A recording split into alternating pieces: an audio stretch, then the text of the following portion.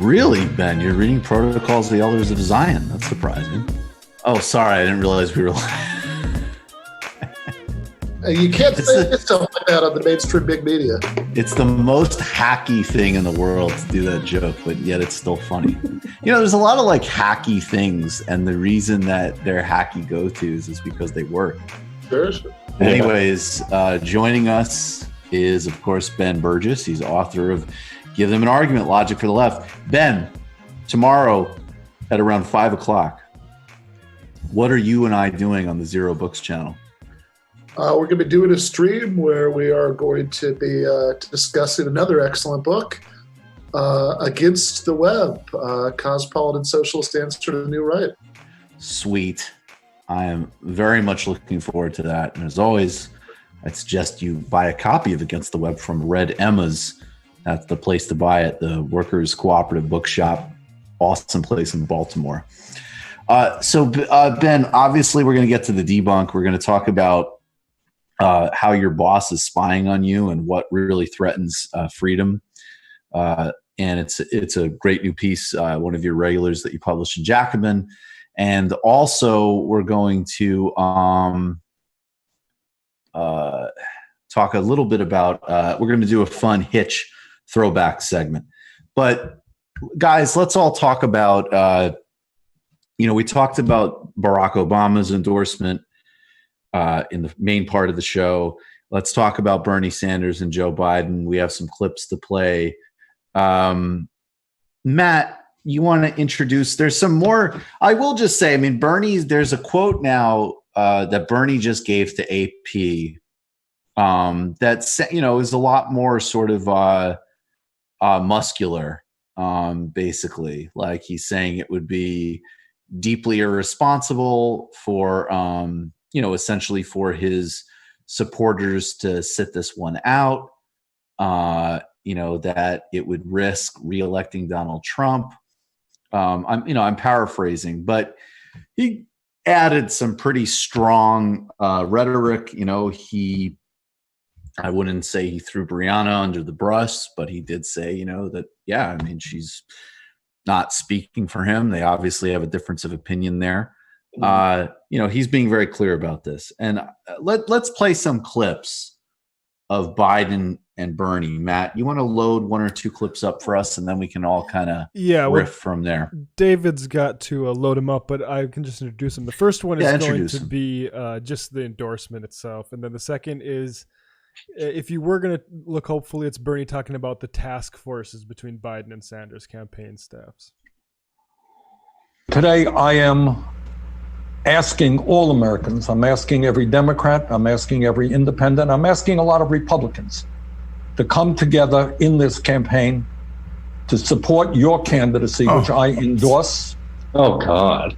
To make certain that we defeat somebody who I believe, and I'm speaking just for myself now, is the most dangerous president in the modern history of this country. A president, and you made this point, who downplayed this pandemic, who ignored the advice that some of his people were giving him, who has not used the Defense Production Act early on so that we could produce the masks, the gowns, the gloves, the ventilators that our medical personnel desperately need, who today, because I understand that is threatening to fire Dr. Fauci, who has been unbelievable. It is Dr. who Fauci has been day after day the voice of science to the American people, trying to explain how we go forward in this crisis, and he's threatening to fire him. So to me, for all of those reasons and so many more, a president who apparently has never read the Constitution of the United States, who believes he's above the law, a president who lies all of the time, a president who has at least shown me that he is a racist and a sexist and a homophobe and a xenophobe and a religious bigot. All right, I think we got it. All right, so I want to just also read now. This is what Bernie told the AP. He said it would be irresponsible for his loyalists to not support Biden and to quote unquote sit on their hands, would enable a Trump reelection. I want to actually take this in two parts. because this is let's just deal with the endorsement part first, and we'll go to everybody. But I just want to say here, it's a very weird time to attack and get upset with Bernie Sanders. I think, and I've said this, the moment was his performance during the bailout, which there was high level pressure, and his performance is frankly better than anybody else. Elizabeth Warren accomplished absolutely nothing. There was some strong signals in the House. Rashida Tlaib actually put out a very strong proposal, but nothing was achieved in the House. He did make some gains on unemployment benefits. But the bottom line is that for somebody who mobilized a whole campaign very successfully around the notion of having millions of active people and did actually leverage it to support frontline organizations dealing with Corona, to his immense credit, the fact that in the last several weeks there were not opportunities used to blast out an email, tell millions of people to call their congresspeople, their senators, stop the CARES Act, an enormous threat, an enormous theft. He could have started an independent initiative to demand immediate introduction of Medicare for all. These are valid criticisms. But the bottom line is that totally valid criticisms. Bernie Sanders tried really hard. I don't think he secretly didn't want to win. I think to the extent that they were not willing to do things that could have won, that speaks to broader structural weaknesses in the left, not him. I remember people, demanding we got to push him left and all this nonsense before we even started. There was the whole silly charade about unity with the Warren. There was the lack of strategic understanding with Biden. There was all of the endless indulgences of fantasy politics instead of a real aggressive push to build out a serious social democratic base for victory. And, guys, he could have followed a different path. He could have ran third party. Extremely obviously, very unlikely he'd win. And I think third-party politics at a national level are essentially just a fool's errand. I will be talking with Adolph Reed on Thursday about local third parties and if they have an actual practical role. I haven't been convinced yet, but I'm definitely open to the conversation. So he didn't do that. He ran. He said constantly, because we remember that all of these assholes from the networks constantly asked him that he would endorse the nominee if he was not the nominee. And I think the guy, I take it at his word. I take him more at his word than any other Democrat running, including ones who had nothing else to say about how much they didn't like Donald Trump. Bernie Sanders loathes Donald Trump and is very worried about him being reelected. And I think we get to the point where there is the correct reaction to the all Trump all the time of a bunch of, corporate sociopaths and mediocrities that make up the media and the liberal class and the Democratic primary. And unfortunately, Donald Trump is still very much trash and very disgusting. And Bernie's perspective on Trump is absolutely correct and reasonable. Now, I think conceptually he's actually falling into a trap, which is that I don't oppose the course of action he's advocating at all. But I do want him to get back to centering the longer-term struggle and not getting subsumed in this specific drama, even as I think his course of action is expected and totally justifiable. But guys, open up the horn. Yeah. So one thing I'd say about this is I think that the actual spectacle of it is hard to watch. Right. Bernie. Actually, I'm surprised at how little he did. He did in the initial stream, right? It was really 99% Trump, 1% Biden. But I hate that American political culture is such that when you do this, you have to kind of lie about it and pretend, to be more closely aligned, with the person you're endorsing than you are. I really like that, in the last election in France, when they had a runoff between Macron, who's obviously despicable, and Le Pen, who's literally a fascist. and Mélenchon, who was like the closest Bernie equivalent, like his only real comment about it was like, "Look, I'm going to vote in the runoff. I'm not voting for Le Pen." Right? Like, right. Like he, right. Like in French political culture, you could just kind of make it clear that you're going to do that, and that's not that big a deal, right? You don't have to do like a unity rally with Macron or anything. Or like in the 2002 election with Chirac versus Le Pen, and I think the French communists literally put up posters in the streets of Paris saying "Vote for the crook, not the fascist." Sure, yeah. Yeah, I really wish we could be, like that more Americans were willing to just be honest and French about it, right? Say that like we don't have to pick between telling the truth about Biden and who and what he is, and obviously everybody here knows all of that, and saying there's a tactical reason to, if you live in a swing state, if you live in New York, do whatever the hell you want at the top of your ballot. It couldn't matter less, right?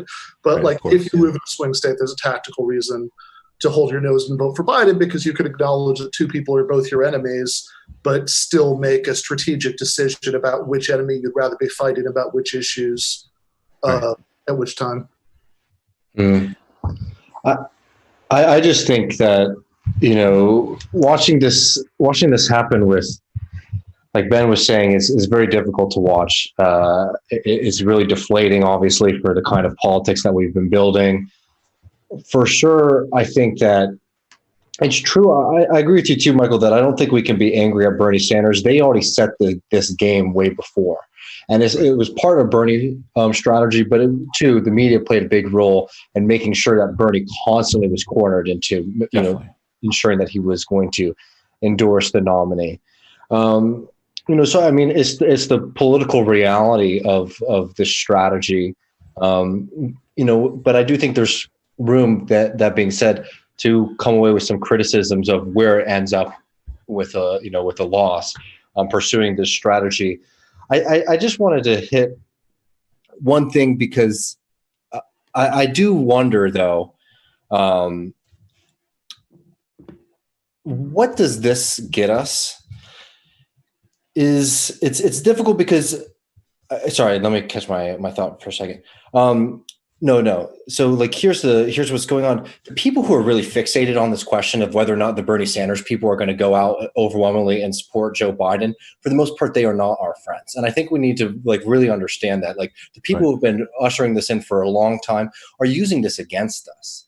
Right. And I don't think so even if we are going to take the position as the people around Bernie Sanders to say, OK, we're going to go with Bernie Sanders and go with Joe on some level, I think we should be really clear about the fact that this is not something that is like deep rooted in our politics. Rather, it's something that's actually being forced out of us.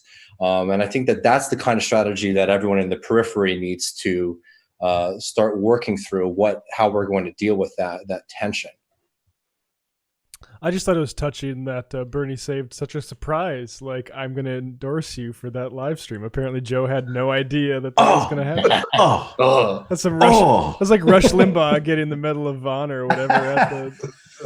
I can't believe it. Can't believe. Oh my God! Seriously? Thanks, you old Jew. I got to get back to the teleprompter. For a second here, I thought this was a debate. I thought you were going to start going on about how everybody needs health care again. I didn't know it was a fun meeting. Well, yeah. Okay. Let's get to that. We'll get to the second clip in a minute, but I just want to underline a couple of points here. So I have heard one case on a real life level that I can even entertain. I don't agree with, but I'll entertain it, because the bottom line is let's like move out and into different circles. So I think actually we're all on the same page. If you live in a safe state, I mean, I live in New York. I'm not voting for Joe Biden. It doesn't matter. It's irrelevant, but I'm not voting for Joe Biden, right?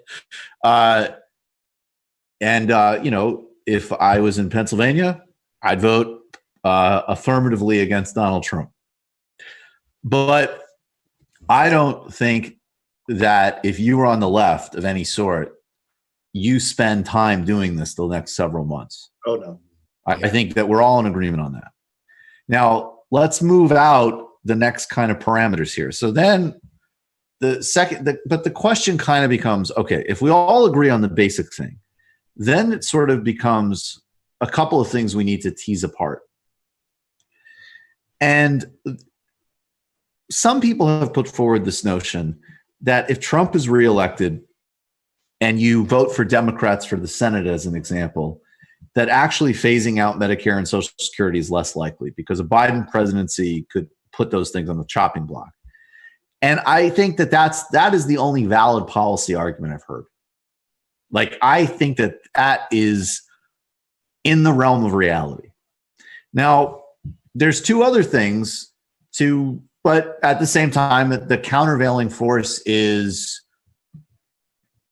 when George W. Bush tried to attack Social Security in 2005, Democrats, including Max Baucus, who are literally like Max Baucus is a K Street lobbying building organized to kill it because of the politics of being in opposition to the Republican president. So that argument goes both ways. Then you have people who want to take, and I understand this impulse intellectually. They want to take the idea that there is actually a populist right and make it real and look for different types of alliances on particular types of issues. Now, if you're in Congress, yes, you should team up with Josh Hawley if that's a real bill to support production of pharmaceuticals in the United States and diversify and make the supply chain more resilient. That's an obvious area where there's a huge amount of room for collaboration and the momentum, not only in the United States, but I mean, Japan is aggressively, paying industries to start actually relocating back home. I would not agree with it, but I guess my point is that if there was, as some people say, this case that like, hey, look, Donald Trump has a disgusting set of policies in certain areas. They're not as different from Democrats as you would like. And then on the other hand, he occasionally does these feints towards, well, maybe we'll just cover everybody with healthcare for the coronavirus, or maybe we'll just do this or that. 99% of those times, he has not done it. And the coalition around him is not set to do it. Yeah. So despite the populist rhetoric, the bottom line is they muscle through this bailout that is even less accountable than the 2008 one and has a Goldman Sachs scumbag trust fund baby who should have been criminally prosecuted by Kamala Harris sitting on the thing with Donald Trump with zero accountability. And then number three, the critique of how we do politics. What are different areas? How do we define red lines or not red lines? And I have made the case, and I will continue to make the case, that it needs to be mass politics. It needs to be infinitely more socially tolerant and nuanced and frankly relaxed about various types of social questions. You cannot mandate culture on people. You need to reject that politics completely. It's a loser. It's a failure. It's not going to get us anywhere but into worse and worse situations. That is a completely different thing than saying, I recognize 2 million people who are implicated by DACA. And I am going to think of their interests in this struggle. And I'm very well aware, and the last thing I'll say, I'm extremely well aware that there's plenty of liberals and Democratic functionaries who don't give a fuck about kids in cages, as they have frankly turned that into some almost like a repulsive slogan. They don't care about the substance of it. They just want to do moral blackmail on social media. They don't give a shit about immigration. They don't have any strategy for the courts. Even frankly, let's be honest. I mean, if Ruth Bader Ginsburg was thinking about the future of the court, she would have retired under Obama. It's a cabal of ineffectual narcissists and corporatists, and they are the political enemy. Absolutely. And but we have to disaggregate between the critique of how they are making those arguments and the literal reality of a DACA recipient. Anyways, go ahead. Totally, yeah. Absolutely. And, there's actually a really interesting parallel between the way that some, I think, very earnest leftists are talking about this. The sort of thing you see on Twitter a lot, where instead of like approaching it as a tactical and strategic question, it's like an inventory of your soul. Right. And the way that, frankly, all these people we're talking about, right, who use kids in cages as a mantra and all that, are sort of primarily interacting with people who disagree with them about this by like yelling at them that they're bad people, right? The joke I made the other day on Twitter about how Mehdi Hassan is going to double the third party vote, by going around screaming at people that they're privileged, for disagreeing with him. And I think that it really does underline what something Griscom said, which was about how the people who are the most obsessed with this issue are not our friends.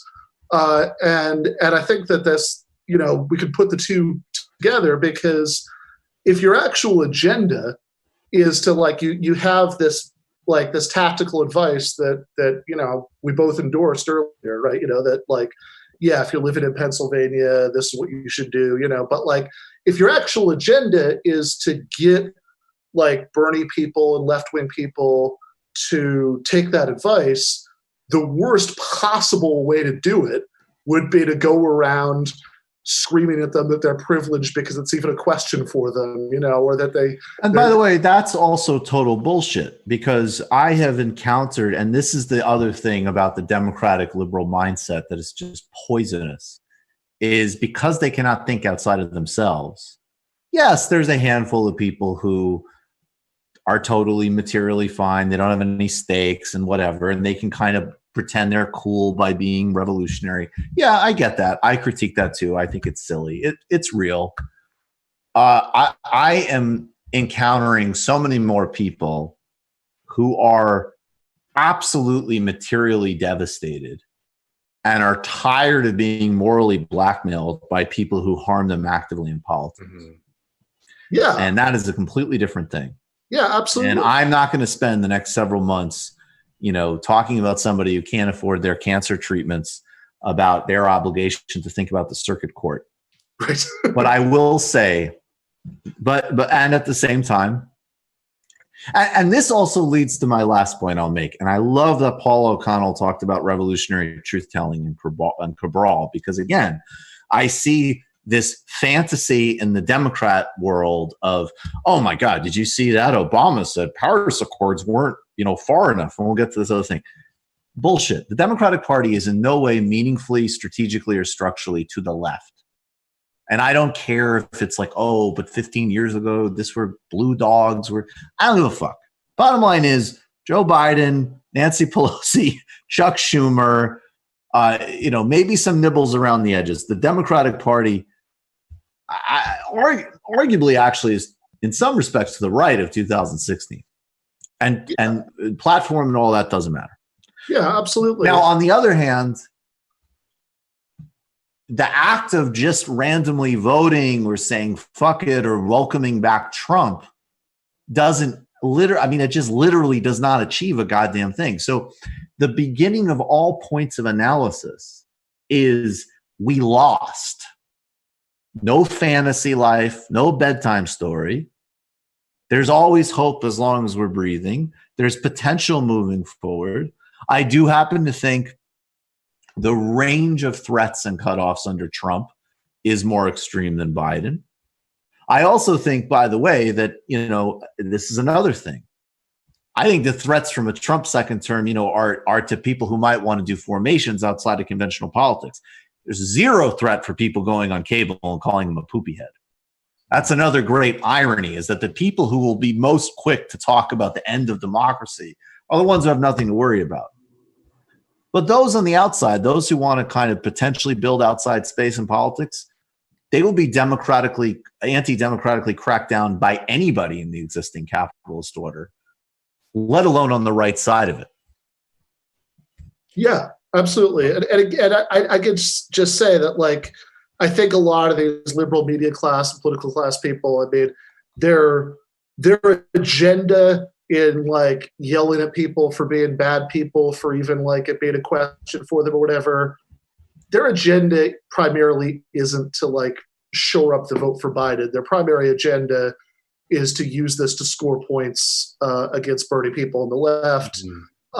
And for anybody who is sincere, who has their position, right, that they have, that like who's, you know, who agrees with them on the substance and actually cares about defeating Trump, I would just ask them whether their experience is that usually when people yell at them and tell them that they're a terrible person, they like change their mind and come around to the other person's, you know, position. Because I don't know any human being who works like that, right? Like if you I mean, whatever. It also is another funny dynamic of like the same people who, you know, Elizabeth Warren is completely justified in being like you know, have a career defined by just like pure narcissistic temper tantrums as a United States senator wielding actual power is completely justifiable, totally fine. We should, you know, but I point this out, and I love that's another thing I like from Paul O'Connell. That isn't just hypocrisy. That is a function of how these things work.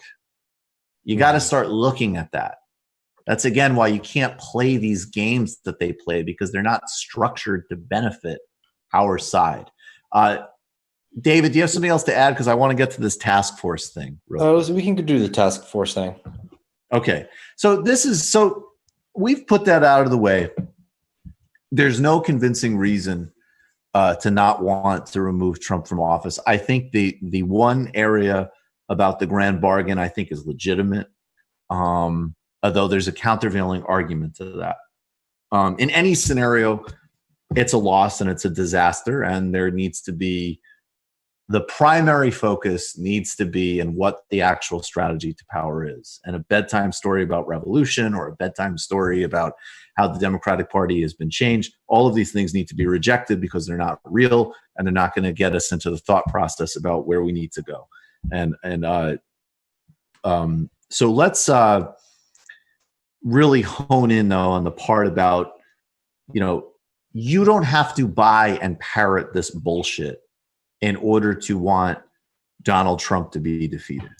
Let's play this. Sorry, actually, I don't have the right link for this, Matt. It was cut off of the doc.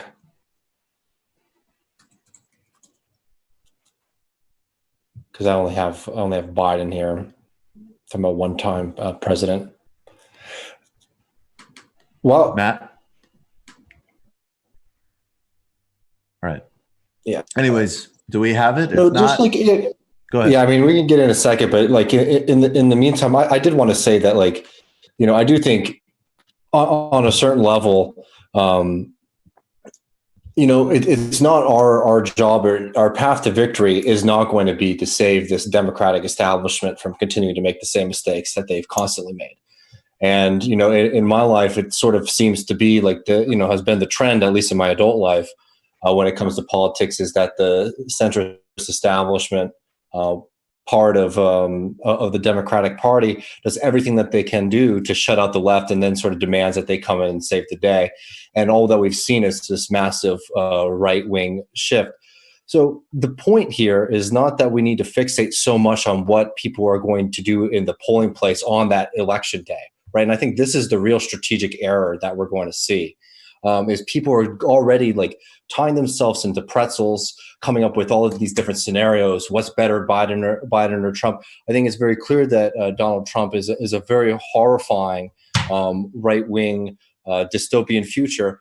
And at the same time, Biden is a very horrible future. We don't have a good option. And I think trying to fixate so much on it starts to get us into a place where we're not actually starting to think about the kind of strategy of what we need to be doing going forward, to get into the situation where we're not constantly debating amongst one another, like, okay, are you guys all going to come up and show up for the kind of less bad option in politics? I think that's true, but I think that the problem is, like, so even with this, I mean, let's also be really real about this. Like, the harassment and focus on Bernie people right now and the quote unquote left. Like, look, AOC said in an interview with the New York Times that Biden has not even reached out to her yet. And It's a combination that, yes, I think there's some fear around the campaign. They want the younger people to show up to vote. That's true. It's also mainly just a blunt instrument to try to kill the brand of people who like Bernie. Yeah. And so, but here's the dialectic, right? Is like that feeds into your argument. These people are enemies. There is no pathway. Like, there is no, like, you know, be extremely vigilant and skeptical of people who tell you like, oh my God, this is so cool. Like this person got on a Biden task force, like whatever. It doesn't matter. Maybe in the margins, there's nothing structurally that matters with all that. But at the same time, we lost and are weak, and I think that they are not even like that concerned about it, honestly. That is why so much of the fixation is actually on. I'm saying we shouldn't do that. These social media games. What? We shouldn't do that work for them and eat ourselves up about this decision. Well, we need to do the work. Yeah, but we need to, I mean, I agree, but we need to ruthlessly interrogate and clean up shop and really do a lot better, or else we will keep playing out the same scenario. Now, the thing is, I am 99% with you. I think you actually just put it really well.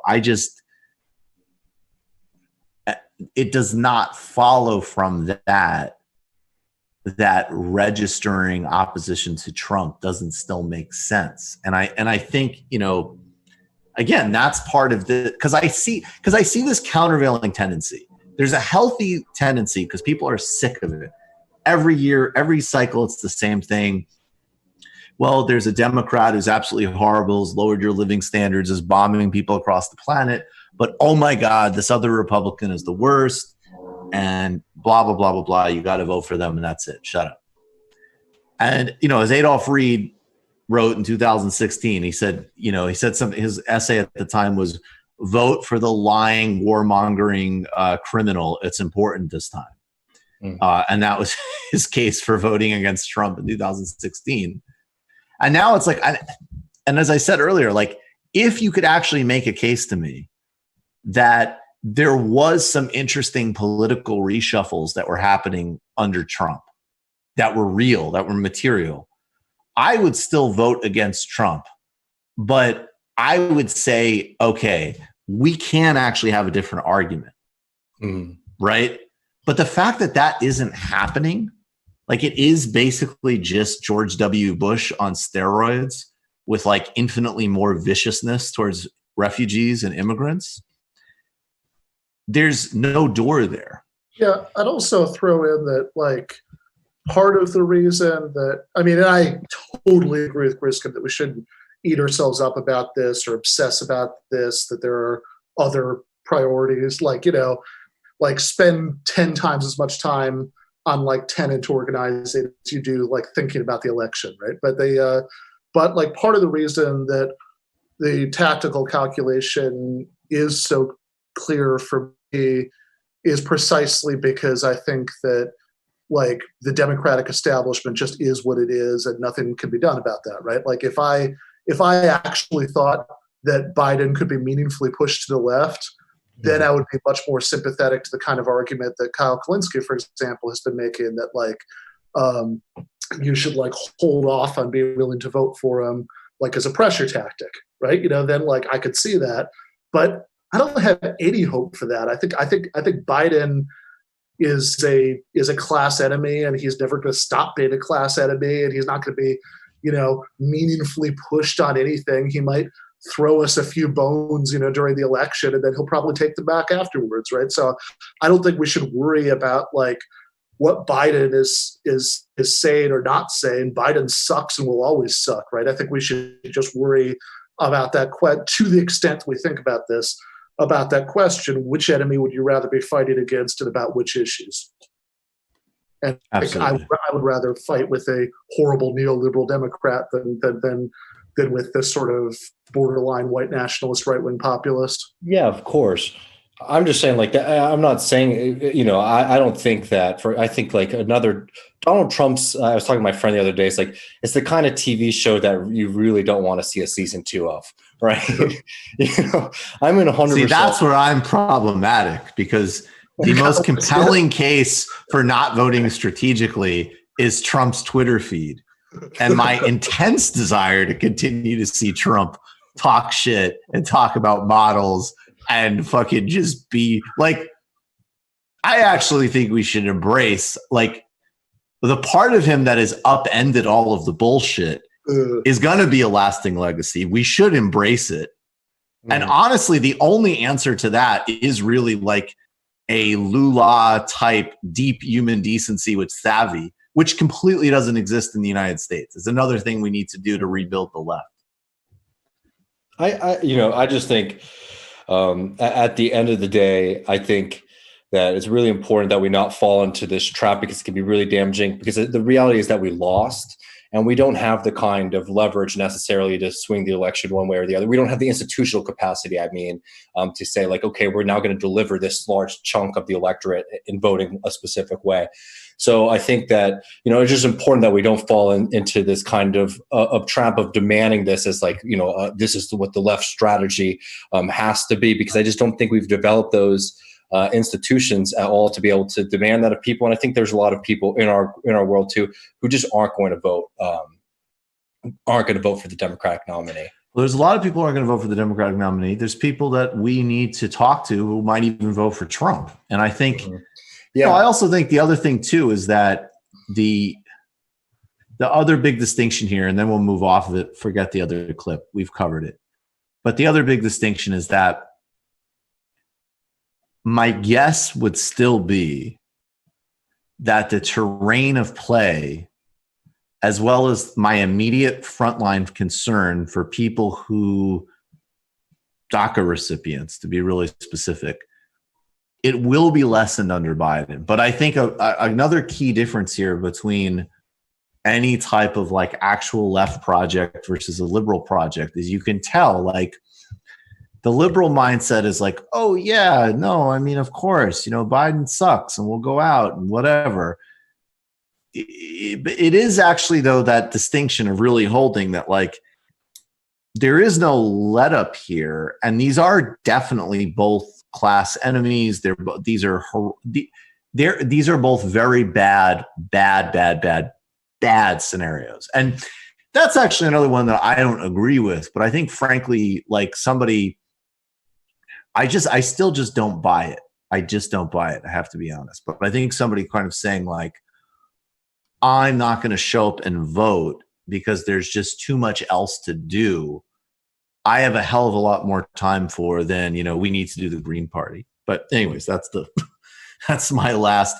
And I would also say that a literally dying before our eyes remnant of a decaying ideology that is just not fit for purpose, incredibly dangerous, destructive. It gave us our modern world, but is not fit for purpose, is maybe better to go up against than a dynamic, intelligent, strategically savvy right-wing populism that's globally synchronized right now.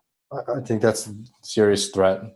But that would be the last thing I'd say on it. And I can really assure you that we're just not like, I can see the bleeding from both sides on this, but I'm really committed to not devolving this show into an endless argument about this stuff. Yeah, I think that's important. I'm extremely committed to that. Just this is a quick thing. I just think it's just not on our shoulders, as in like it's our movement. Like we have personal responsibilities to look out and do like the best possible thing we can as individuals. But like our movement, specifically the American like socialist movement, like our job cannot be to prop up a failed neoliberal project. And that doesn't necessarily mean that, people can't, shouldn't necessarily vote for Biden to prevent the even worse, danger of Donald Trump. It's just like I get worried because I really don't want us to fall in this trap of putting it all on our shoulders, because we are not the ones who put us into this crisis situation. No, it's not on our shoulders. It's not on our shoulders. That's right. We did warn them many, many, many, many, many times that if you nominate the doddering husk of Joe Biden, that is going to be much less electable than Bernie Sanders. Mm-hmm. No, I mean, look, no, that's absolutely the other thing. Like, again, I'm not going to be nihilistic. I have to be mindful of people in situations like DACA. Sorry. And at the same time, I mean, look, I wouldn't hold it against these types if we pulled this off and they were like, all right, we're going to vote for it. But mainly we're going to spend the election, I don't know, bitching or writing like, I don't know, fucking Warren memes or whatever the fuck these people do with their time. That's fine. So in similar effort, I mean, this is on you guys. Mm-hmm. Go for it. And if Mehdi Hasan is so freaked out about people being not willing to vote for Biden, then he should be, hectoring and haranguing the Biden policy shop. Like, how the hell have you not supported Medicare for all? That could lock up another million voters. Go for it, Mehdi. Have at it. Go do your job. And I think that's about all there is to it. Ben, are you ready? Yeah. Do we have Ben's debunk music ready? Oh, let me see. Sorry, I didn't have it pulled up. If we don't, we can, unfortunately, I mean, it's a bummer, but we can skip it if need be. Let's get straight to the debunk. We have the article we're working off of, right? Okay. Ben, what are we talking about and debunking this week? Yeah. What we're talking about is the intersection of workplace tyranny and what's happened because of the coronavirus, and what we're in effect debunking is the idea that that workplaces, under capitalism, either generally aren't a site of tyranny, because it's all just like employment contracts or just like, interactions between freely contracted agents like pre-modern farmers, haggling, over their goods or something. Or even particularly the idea that this is even the case for relatively better educated white collar workers, right? That which of course goes with a classic piece of capitalist propaganda, which is, to the extent that you have legitimate complaints about like the horrors of an Amazon warehouse or something, just go to college and get a better job, right? Right.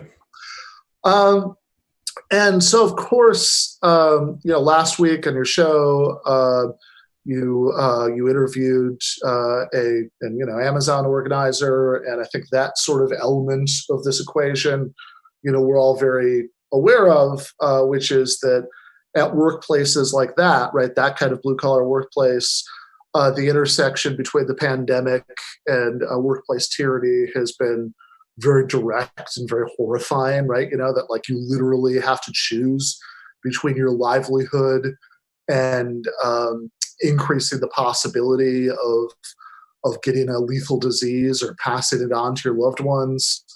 But I think it's really striking that even for the comparatively privileged workers who have the kind of job where your employer can just give you a laptop and send you home, right? That you can go work from home, which in principle you would think would lead to an increase in workplace autonomy for those workers, right? There's nobody looking over your shoulder. You're in the privacy of your own home.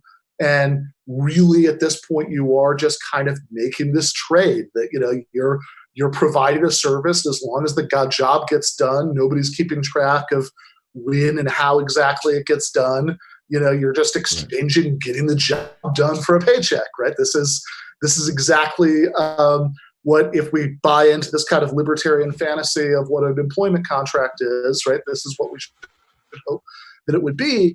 But far from that happening, all kinds of bosses who are in this situation where they've had to send the workforce home because of the pandemic, not just in the United States, but internationally, have been freaking out about the possibility that they'll lose even a little bit of their control over the 8 out of every 16 hours that people spend at work. And so they have been reacting in this really heavy-handed kind of Orwellian way by forcing people to load up their computers at home with all this spyware. There's a company, Access Financial, that which is, by the way, its CEO is one of the, I think the top couple of wealthiest CEOs in the banking industry. That, for example, that sent all of its employees an email saying that we are monitoring every single keystroke and we'll be taking a screenshot every 10 minutes to see, make sure that you're, not doing anything else on this computer, during the time, it's supposed to be working. There are reports of workplaces where bosses have been requiring people to log into a video conference at the beginning of the workday and just keep the camera on all day. So there's literally a camera pointed at them all day as they're working from home. Zoom, which we are using right now to record this, had a feature. They discontinued this because there was so much outcry. But in order to enable this kind of thing where if like a boss set up a Zoom meeting for the job, even if people were logged into it, right? Well, that's not enough, right? We're talking about a literal situation where people are on camera because they're in a Zoom meeting, but that wasn't enough surveillance. So they had a feature that allowed the meeting convener to be alerted if somebody navigated away from it for 30 seconds at any time during the workday. And you get people, these white collar workers, who reported that like they're actually like much more so than when they're at the actual physical workplace. They feel like they can't get up and stretch, right? Because they're worried that one of these spyware programs that the bosses, put on all the company computers will like register the fact that they haven't been working for a minute, it'll show that they've been inactive for too long, and then they'll get like an emergency email from the boss they'll have to respond to right away, and it's just an absurdity because even take it on its own terms, right? I mean, like how worthless do you have to be as a manager that like you actually are contributing so little of your own that you have time to like spy on people all day? Well, maybe that's your job. and then again, you'd think, well, hold on, is the job getting done or not, right? If it is getting done, who cares, right? Whether it's like getting done and starts over the course of the day or through sustained work, except that people, they're very, very attached to this level of power, right? And sort of seeing these workers who they have this leverage over because they can deny them their livelihood by firing them. That once you get used to having this level of power over people, then you're very loath to give it up. And if that's the case, even at these jobs, right? I mean, like that should really give you, a sense of perspective about people who, have to work at some place like an Amazon warehouse. Absolutely. And just again, to reiterate the point, the consensus, I mean, starting with the most extreme libertarian, and again, I'll always plug Nancy McLean's Democracy in Chains. Everybody really needs to read that book. Hopefully we'll get her on the show soon. But the bigger picture, reality that neoliberals, the mainstream of Democratic Party and social democratic parties have been shrinking out the state. And this delusional belief that surveillance and control and authoritarianism only comes from the public sector, when it is even more aggressive, obviously, in the corporate and private sector, while you've hollowed out the state and democratic capacity. Well, there's a word, private authoritarianism is the world we're in. But anyways, that's the debunk. Ben, guys, are you Matt and David are protesting? We're here. They're communism with Julian Assange. Exactly. I want you guys in on this, unless you're like, I don't know, making like lewd faces or something, to do this clip. Yeah. I asked Ben before he goes to do a throwback clip with us, and we're doing a little bit more. Actually, it doesn't look like super vintage Hitch. No, but it's not. It's Hitch doing his thing. Let's do it. But none of the czars. Oh, sorry.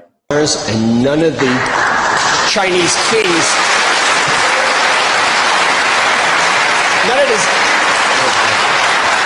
By the way, the Russian Orthodox Church always stayed with Stalin. Always stayed with Stalin. But they never killed 30%. Sorry. What happened? Okay, never mind. Sorry, go on. Okay. All right, keep going. Of their population. Who didn't? The Russians never killed 30% of the population before the communists took over. 20 or 30%. No czar ever did that. No Christian czar ever did any killing on it. Well, no, excuse me. They started the First World War. They started the pogroms. They brought the protocols of the Elders of Zion that was imported by Tsarist secret policemen to National Socialist Christian gangsters in Europe. How much do you think the export of Russian Orthodox anti-Semitism cost us in point of lives and war? And have you ever counted up what happened to the wars in the wars that Tsarism started and carried on, and the persecutions, and the famines, and the tortures, and the starvation, and the people who just died of neglect? Come on. You want to do this accounting? I'm here. I'm really here for you.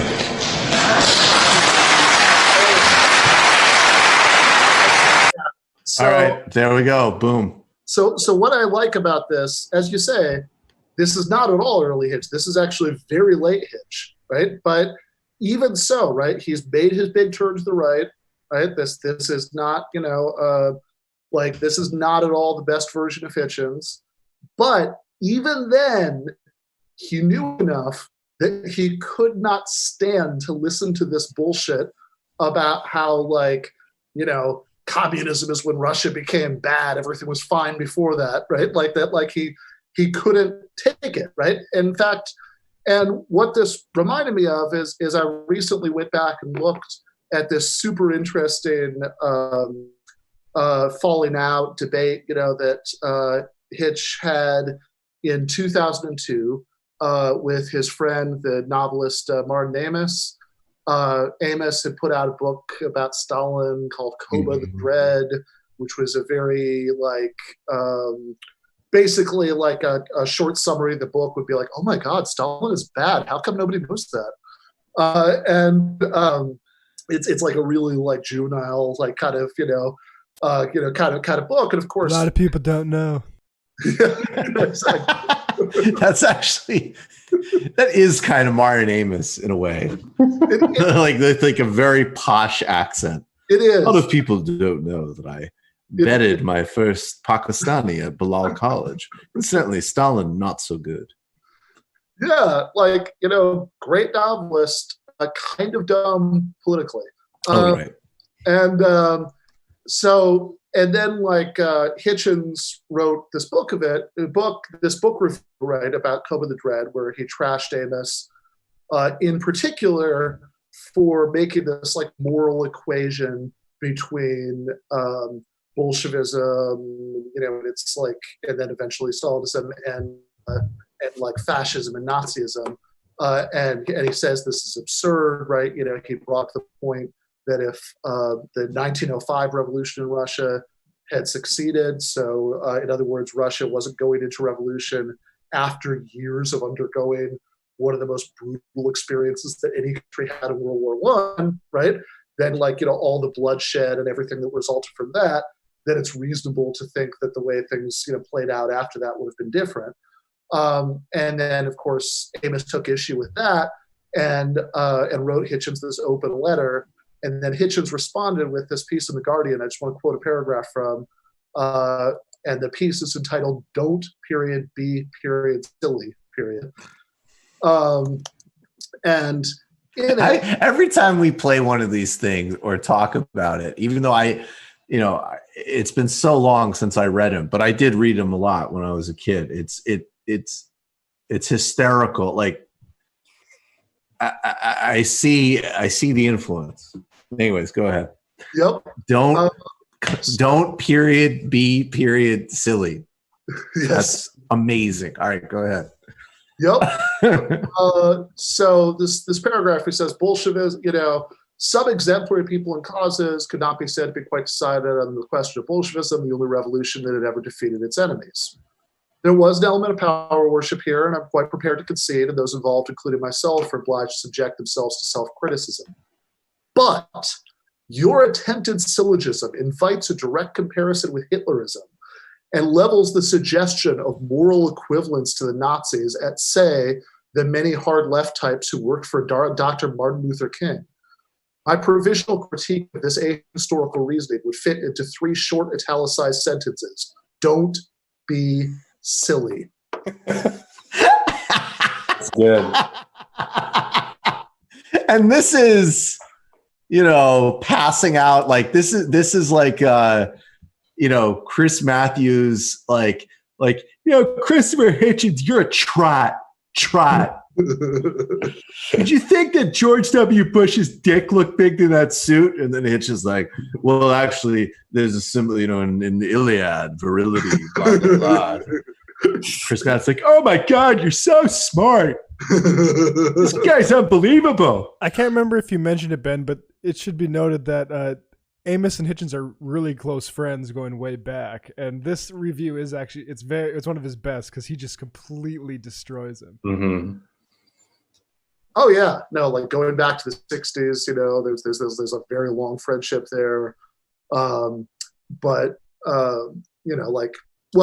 Granted, by this point in his life, Hitchens was in the process of burning bridges, like all kinds of directions, but like I think they did make up later in this case, but like it's also just, again, it's remarkable that even after his post 2001 turn to the dark side, of course, if you're going to have like a complete accounting of that, there were pre 2001 like flashes of that over the course of his career, when he did take positions that were prefigure what he was going to take later.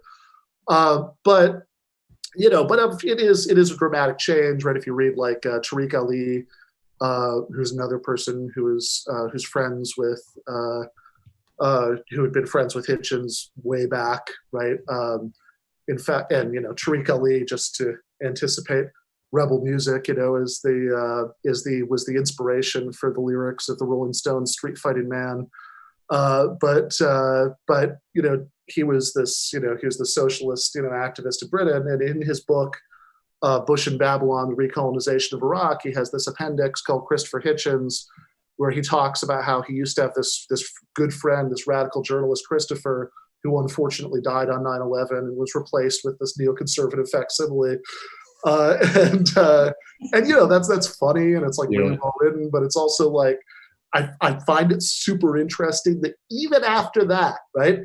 Even after he'd made this big political transition, like there was still enough of the old Hitch left in him that when he saw people, when he saw his friend Martin Amos say, well, it was communism, fascism, whatever, it's all the same thing, like he, some part of him just like couldn't abide that, and he had to write that review.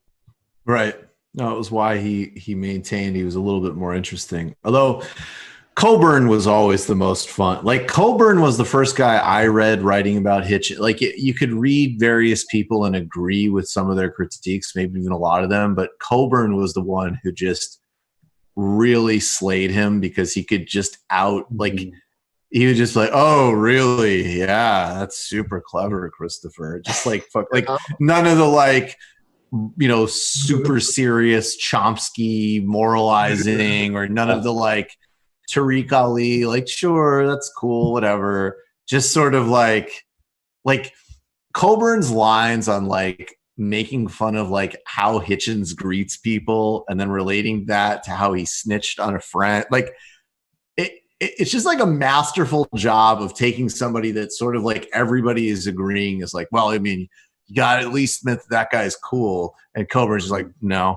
I always don't. think of something I remember Coburn writing way back, like the late 90s, where he was quoting, I think this is in Counterpunch, he was quoting Christopher Hitchens had written some piece, I think in Vanity Fair, where he was talking about ordering cocktails, and he said that cocktails are like breasts that come best in twos.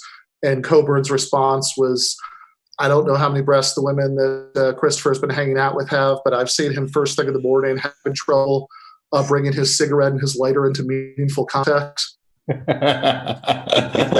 Exactly. I love it. We're going to do more Colburn stuff soon. Ben Burgess, everybody check out his Patreon page. Order his book. Give them an argument. Logic for the left. And I'll see you tomorrow at around 5 on Zero Books channel, Ben. All right. See you tomorrow. Bye. All right. Thanks, Ben. See you, Ben. All right, guys. Let's do some. Actually, Matt, do we have? Let's do a few Discord questions. Then we'll do a little sounds, and then I haven't heard back from Joshua. Let's do a few Discord questions. Then we'll come get them on. I think it's so funny in that clip, by the way, though, that Hitchens does return to his old commie self just because somebody's attacking atheism. That is, yeah, no, I know.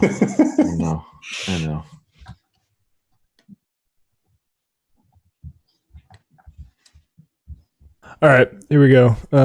For tonight, we have from Uma, I'm learning about the response to NYC going bankrupt in the 70s. And it seems fundamentally private banks suddenly stopped taking on municipal bonds and debt, so cities couldn't keep borrowing to finance public services, e.g. CUNY free tuition. So how do municipalities get access to credit now? With the public sector strikes we are likely to see going forward and the stops of municipal budgets and borrowing, what should these unions bargaining for the common good be demanding a public bank? I just recommend, I wonder if she's referring to Kim Phillips Fine's book, Fear City, about the hollowing out and neoliberalization of New York City's government. What do you guys have to say about that? I mean, I can't speak too much for the history of New York City. I will just say, the federal government's trying to buy municipal bonds in the short term for the crisis. But I mean, this is something that I think we talked about a couple of weeks ago about reclaiming the local. The fact that cities are so incapable just because of the way our system is set up of being able to finance themselves is a huge problem, and something that I think we on the left need to be taking a lot more seriously, because that's the most direct contact that most people have with, government programs, and could be doing a lot more to help people out in their day-to-day lives. Yeah. And I'll look more into that. I think that all, I mean, I need to know more about that. And look, I'm familiar with the book Matt referenced, but we'll get into it more. Okay, let's do another Discord question, then a clip or two, and then we'll get to Joshua. All right. R. Chonk Dej question here. Do you think left organizations can convince Bernie supporters to vote for Biden out of self-interest of wanting to fight a weaker Democratic Party as opposed to a rising fascist movement?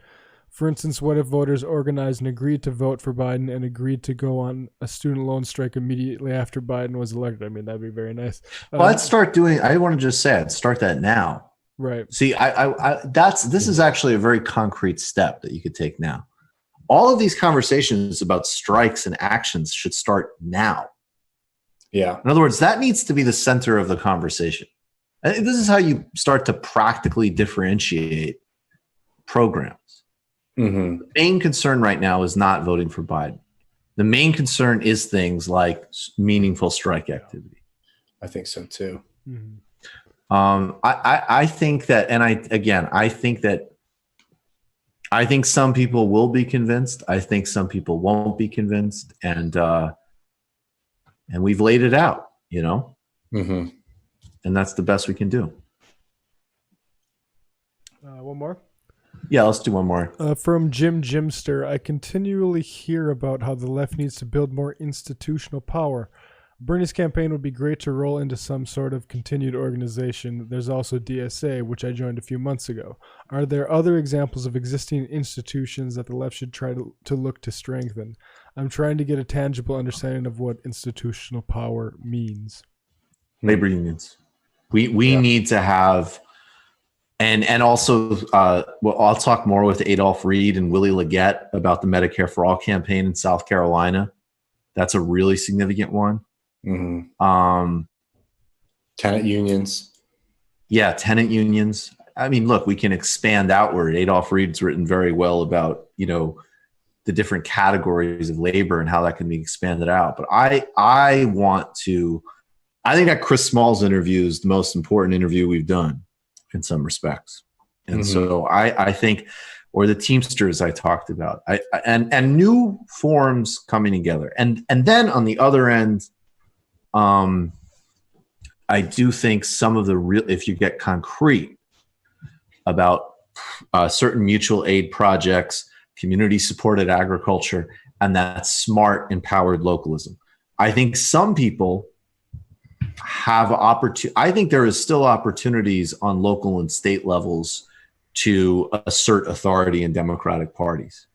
But I think that requires, again, a very deep institutional understanding. And one of the things we will be covering, not tonight, but in the future, is this Bloomberg consulting firm in the campaign and the danger that poses for even the viability of having all these endless conversations about what can happen with the Democratic Party. Nando and Waz and I talked about that on Woke Bros, which you should subscribe to on iTunes. Any others? We got one final one here. Yeah. Are there any good left thinkers and readers that talk about how the form of media inform capitalist ideology and socialization? This is something I've been thinking a lot about as the internet becomes the primary medium through which we communicate with other people. I wish I had a good answer to this because That's an interesting question. I've actually thought about. Upon research, I've never read his work. Have you guys read Christian Fuchs? No. He's who comes up for Marxist media criticism. I haven't read his work on. I mean, there's Stuart Hall. Right, Hall's great. Yeah, definitely read Hall Foundational. I don't know anything recent though. Yeah, but I would actually also look at it's not recent either, but I would also actually look at Marshall McLuhan and Neil Postman. Yeah, Postman's they're not and maybe Marxist, some very interesting, and maybe some of the Chomsky manufacturing consent stuff is relevant in that framework too. Probably, yeah. But actually, like, it's a really over repeated. It's become a cliche, but the medium is the message is very important. Mm-hmm. To understand that you're not on neutral mediums, and to understand that when you're playing, like all the platforms we're on hyper-capitalist platforms. That doesn't mean it's not immoral. It's not like, it's great that we can operate in the terrain, but you got to know. A capitalist is writing the checks. A capitalist is writing the checks, and it incentivizes different things. That's right. Another reason. That's another way of critiquing, the Vampire Castle stuff. It's literally incentivized by the medium, all the drama and the bullshit. All right.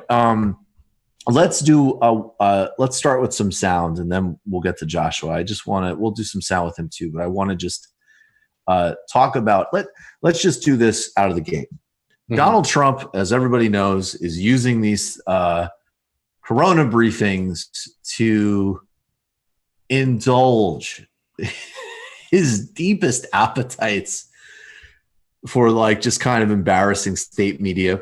As always the case, occasionally he's very astute. Occasionally he punctures some media myth. And again, as always, we can't just freak out about him. We have to look at what he's appealing to and how he's appealing and how he's doing the appealing. However, there's this, he can't be sort of fetishized either. He's also like an obese fool who's losing his shit and is clearly extremely anxious about his reelection, because he knows he screwed up on Corona. He knows he's bringing us into a Great Depression. He knows that this is going to hit his base geographically very hard. And he also wants all of the credit, but none of the blame, and he sees an opportunity to consolidate power. Here he is claiming, and again, we won't belabor it. This was a good opportunity for various sociopaths like Liz Cheney and Ben Shapiro to say that's not constitutional. In fact, this is quite literally not constitutional.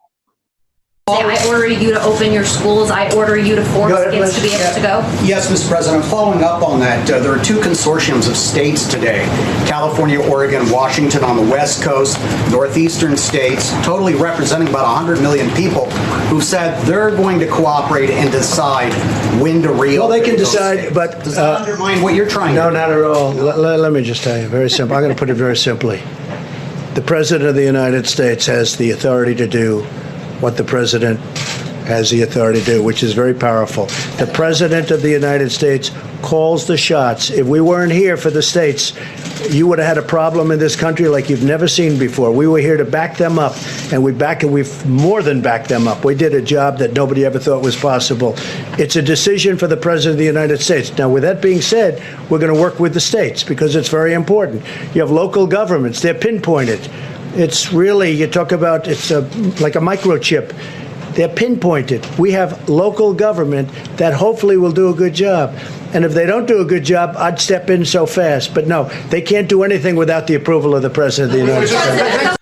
Okay, so stepped in tremendously by letting companies price gouge and absolutely screw up ventilator ability and delivery across the country, not set up the proper protection mechanisms that in conjunction, and it is very clear now, I would say that there was definitely dishonesty on the part of the Chinese government.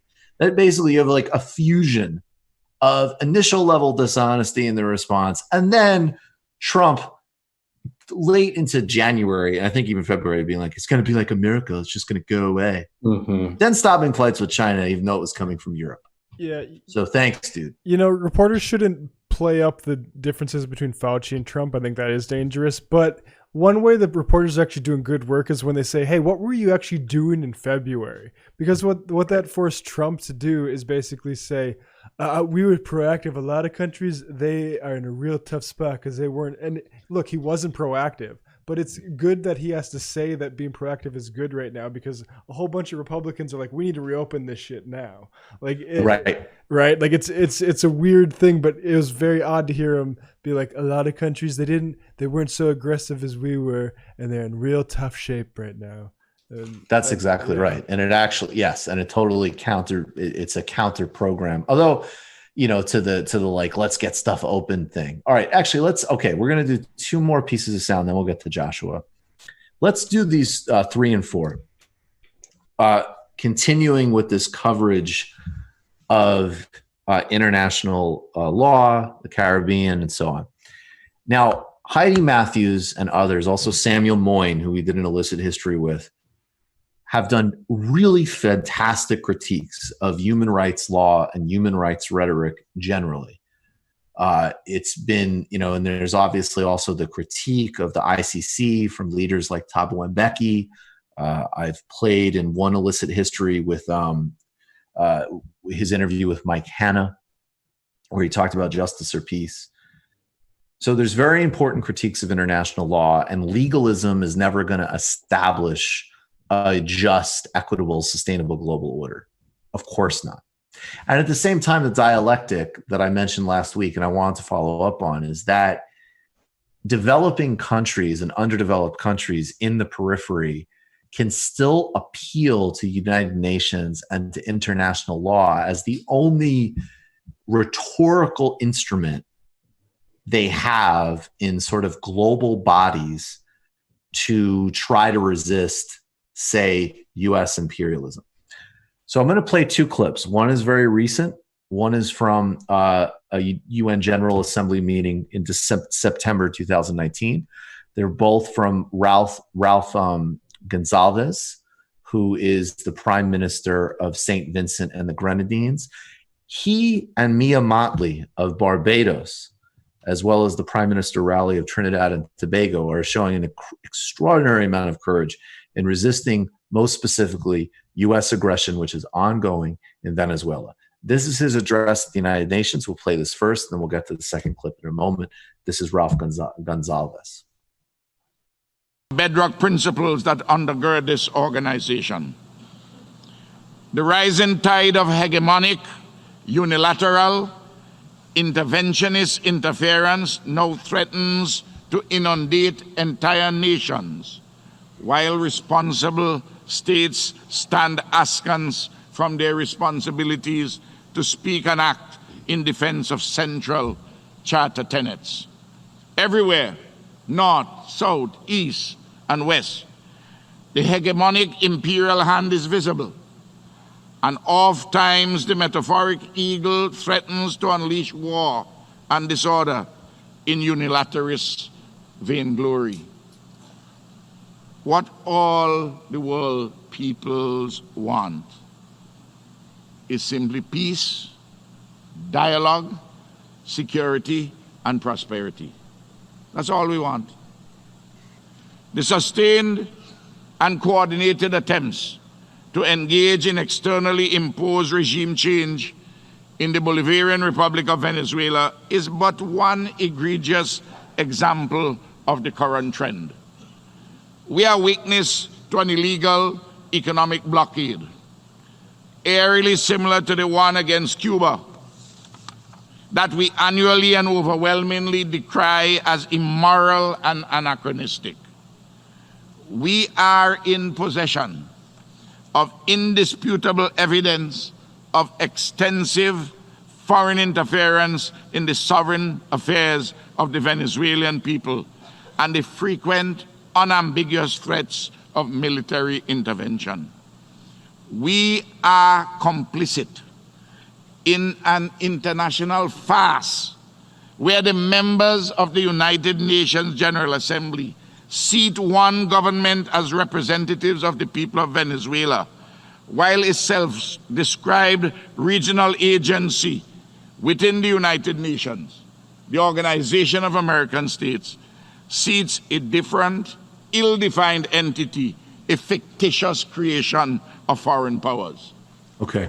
We are mute in... So this is really important. And again, like Mia Motley, who called out U.S. aggression on Venezuela, incredibly brave at the United Nations. And of course, he's talking about the Organization of American States. We've talked about this extensively under Almagro's leadership, which was key facilitator of the coup that removed Evo Morales in Bolivia. This is Ralph Gonzalez a couple of days ago talking about, and again, this is very significant, Venezuela's contribution to the Caribbean right now during Corona. 1 second. You have that one, David? No, I do. I'm just getting this one right here. Yep. 19. It was on Telesur English. The Prime Minister of St. Vincent and the Grenadines, Ralph Gonsalves, has exalted the Venezuelan government for helping Caribbean countries with resources to combat the COVID-19 pandemic, despite having its own challenges. I want us to get this. Venezuela is in a very difficult economic position. Venezuela is in a political situation with threats to its independence and sovereignty, where there are forces in our hemisphere threatening regime change and seeking to undermine lawful authority in Venezuela, creating the circumstances of facilitating a condition for social and political unrest. Venezuela has its own challenges with COVID-19. They have been able to acquire a certain number of the rapid tests, these kits, and also the reagents. And instead of keeping all for themselves, they're sharing with us and Dominica and Grenada and Antigua and Barbuda. I think this is wonderful. So this is really significant, and it's also that same South-South solidarity that we see with the extraordinary contribution of the Cuban doctors.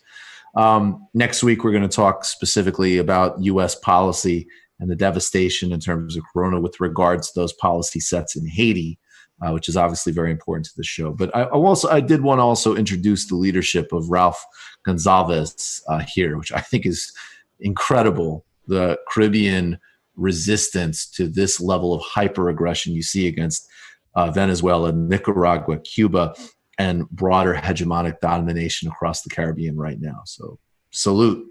Let's get Joshua on.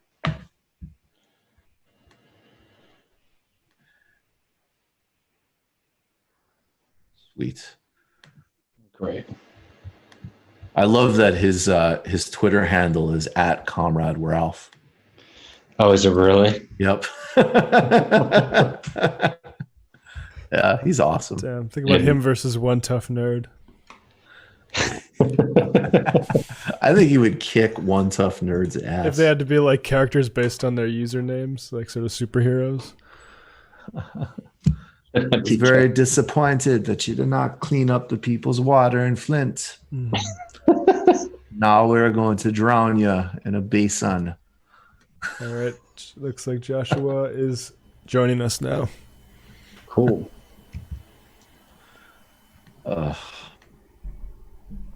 Yo, Joshua Kahn Russell, how you doing, brother? Today I'm good. Yeah, to be honest, it's been a really rough week for me. I've been like real stuck in the quicksand, stuck in depression, and I was able to pull myself out of it about 2 days ago. And it feels so good to be in a different space, different headspace. How did you pull yourself out? Well, actually, can I speak to it for a second? I think it might be useful for viewers. Definitely. Because I was also just reading about, the spike in alcohol sales and how much people are relapsing during this time when they're stuck at home and overwhelmed with whether that's economic concerns or just the stress of the, global climate. And, part of how human beings function is that under pressure, the coping mechanisms and habits that we practiced for the longest assert themselves. And for most of us, and definitely for me, those aren't always so healthy. And so, when I'm like aligned with like my happiness and purpose and, have my life organized, I'm exercising, I'm getting in the sun, I'm waking up with like enough time to meditate a little bit and to do my practice that includes stretching and stuff like that.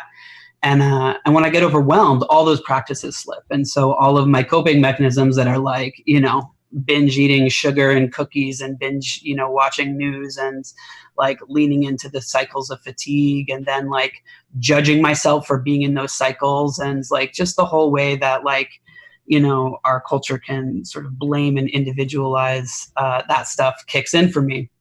Right. And so one of the ways that I dig myself out of that is that I realize that each day like when I'm stuck in the quicksand, it's because I'm setting an intention. I'm like, tomorrow I'll like get my shit together, and setting an intention is not the same thing. Like when I set an intention and I don't meet it, then I feel like shit because I've just proven to myself that I'm not living up to my own standards. And so there's a process that I use to dig myself out that like builds integrity of the heart, which is that each night I'll make a commitment to myself. And a commitment is specific. A commitment is clear. And a commitment can be like anything. Like, like tomorrow I'm just going to stretch for 5 minutes or whatever it is. And then when I do the commitment, I've proven to myself that I'm taking care of myself. And so that's how I dig myself out. And, not that I need to make everything a metaphor for like building organizations, but I kind of do. So I've also noticed that a lot of left organizations, they'll have a vague vision and sort of these abstract intentions without setting quantifiable like metrics of goals and commitments that they can hold themselves to that are actually realistic. And so the organizations themselves are consistently proving to themselves that they're going to lose. And that if you actually set a commitment that you can deliver on, that just that act of proving to yourself that you can deliver is itself gives you momentum. And that works for me on a personal level. It may not work for everybody, but I definitely see it on a group level too. So that's how I pulled out of it this weekend. Feeling good. How are you guys dealing with? I've been borderline open about. I always say like things like anxiety, depression. These are not alien to me. So all of these conversations are heightened now, but I think they're regular features of a lot of our lives. How's everybody doing on that front? And do you guys have any ideas or anything that you're helping that's helping? It's a weird time for sure, but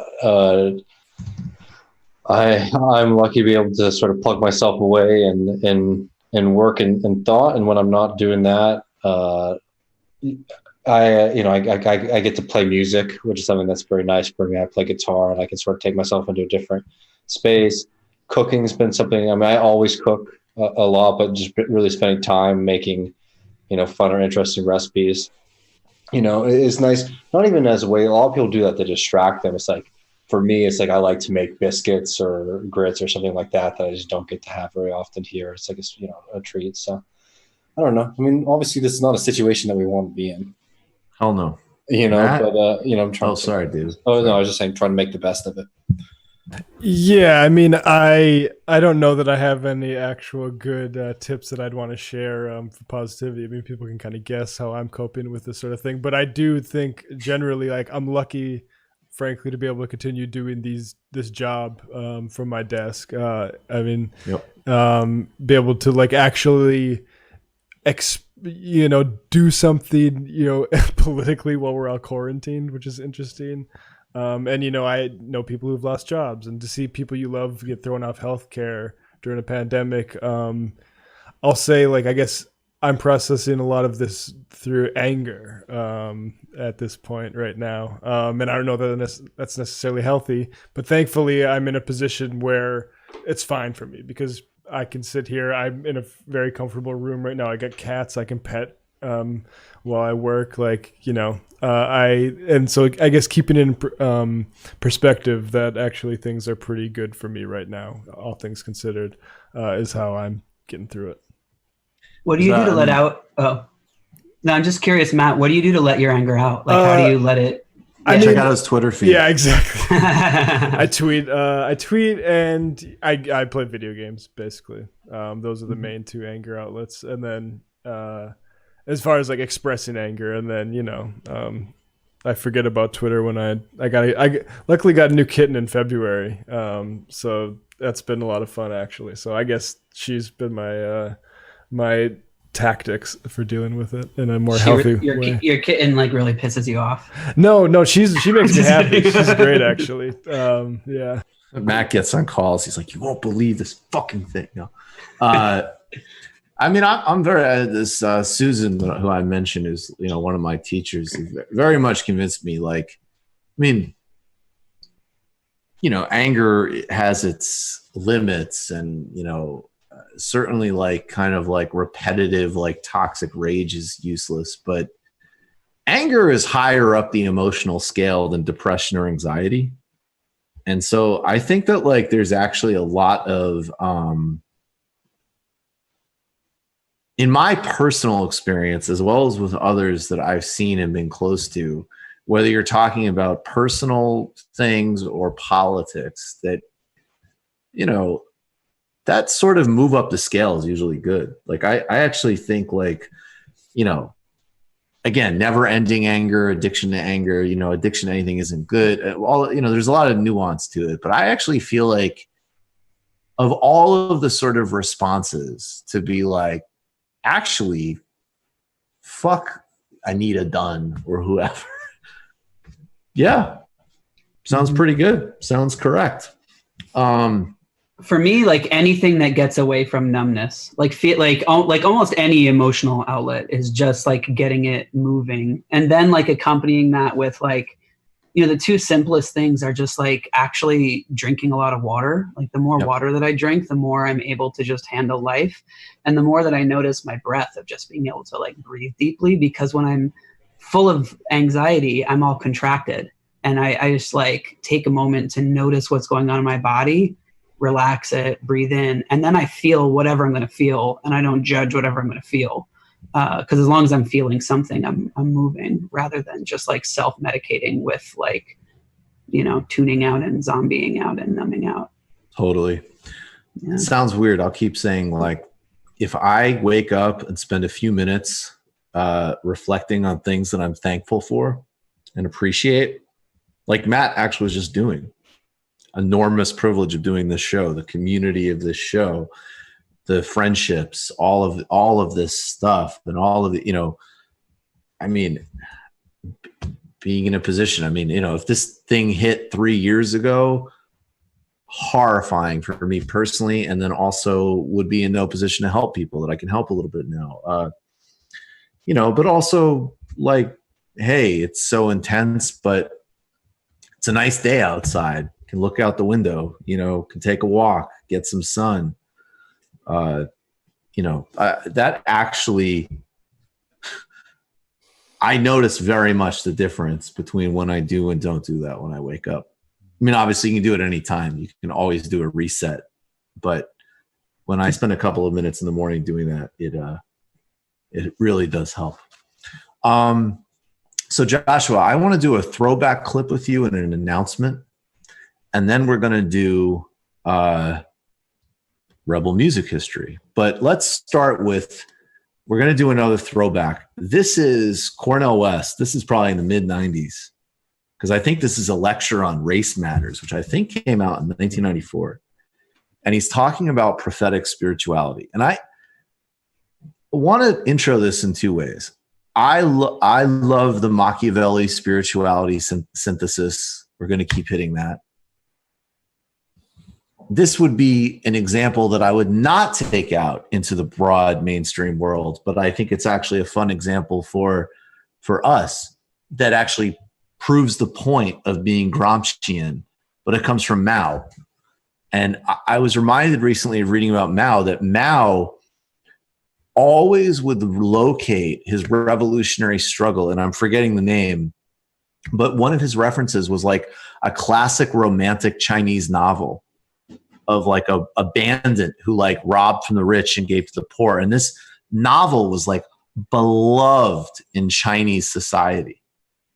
And the point was that instead of trying to like wrangle people in with like this Marxist-Leninist terminology, he could just say like, oh, well, we're in the mountains because we're doing what this like beloved character you love is doing, right? And so this in general, I think, is the approach.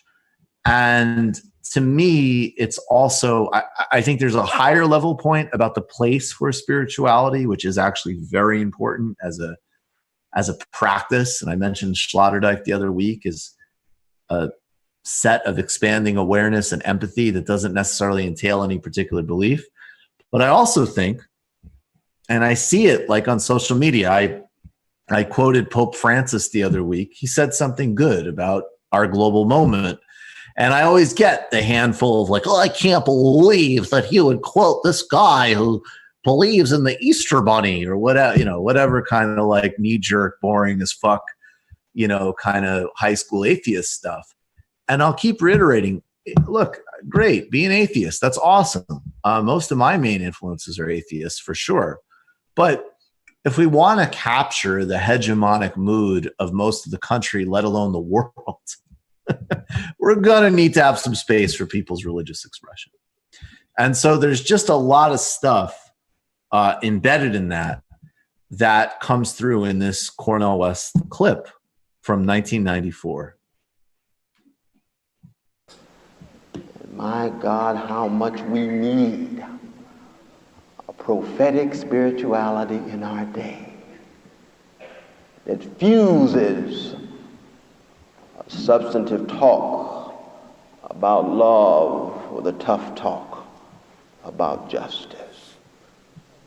That's what I've come to do this afternoon, is to talk about Brother Martin and the tradition that produced him.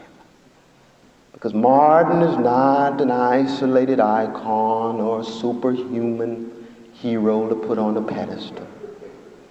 But he flows out of a long and rich and grand tradition of struggle. A struggle for freedom and a struggle for dignity. It's a tradition of many thousands gone.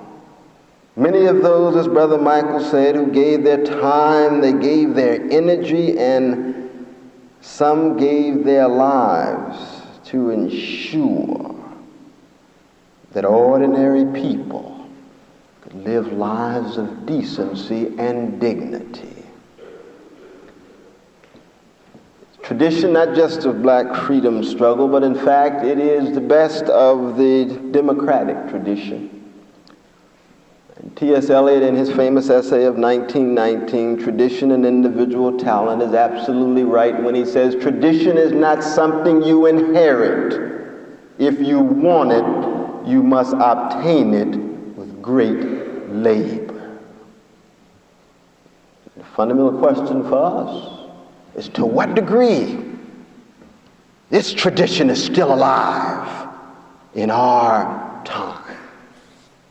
The tradition represented by a Sojourner Truth or a Harriet Tubman or an Ida B. Wells Barnett or Mae Philip Randolph, Ella Baker or Fannie Lou Hamer, just to mention these names, dwarfs one.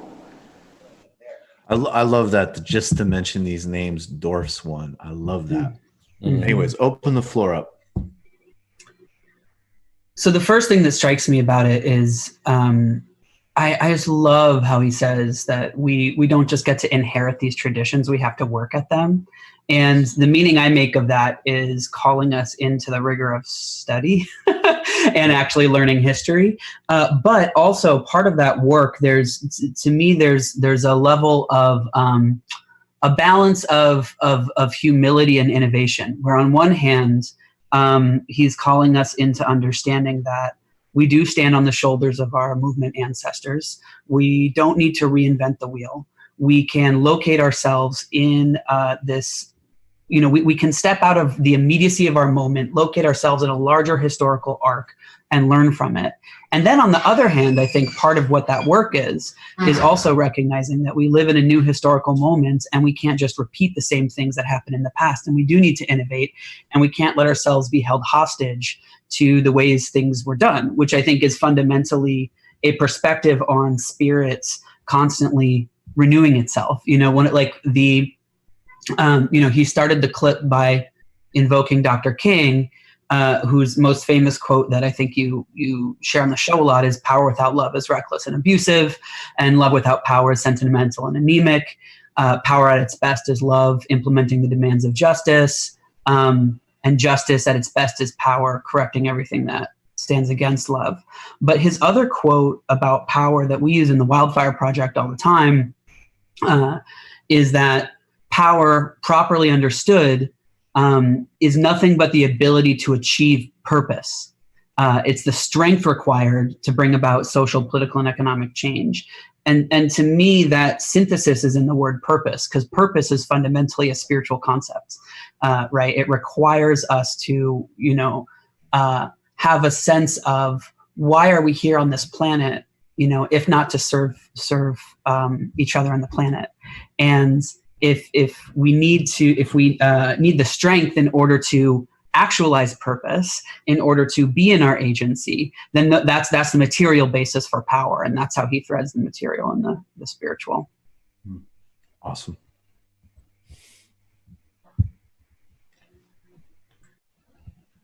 David? I mean, I think that, what Cornel hits at is something that we've been missing for a long time, which is, as Joshua was talking about, the recognition of, the tradition, but also like letting not having these things be static and actually having them be dynamic, things that interact with us in our own life and our own practice and our own politics. I like the way that you were framing it too. Talking about Mao is it is going to be important to tell these stories and use these figures in ways, that motivates people and highlights them to our political goals, and not having to reintroduce, a new grammar and a new political logic every time we're making an argument or making a new movement. Exactly. And so I just want to say, guys, this is just for patrons who are the best people on earth, Michael Brooks Show patrons. We'll announce it in a little bit.